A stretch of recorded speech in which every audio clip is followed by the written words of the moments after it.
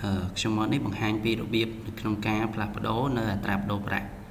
ជាដំបូងពេលដែលយើងចូលមកនៅក្នុង system គឺយើងមានទម្រង់បែបហ្នឹងហើយកន្លែងដែលយើងផ្លាស់ប្ដូរគឺនៅកន្លែងនេះ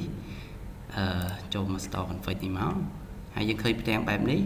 យើងអាច search ឬក៏មួយទៀតយើងអាចចូលមកកន្លែង currency នេះតែម្ដងមកគឺយើងនឹងមើលឃើញតកតងជាមួយនឹង exchange rate នៅកន្លែងនេះអញ្ចឹងយើងអាចផ្លាស់ប្ដូរបាននៅហ្នឹងឧទាហរណ៍ថាយើងផ្លាស់ប្ដូរទៅ11ចេះទៅប៉ុណ្ណឹង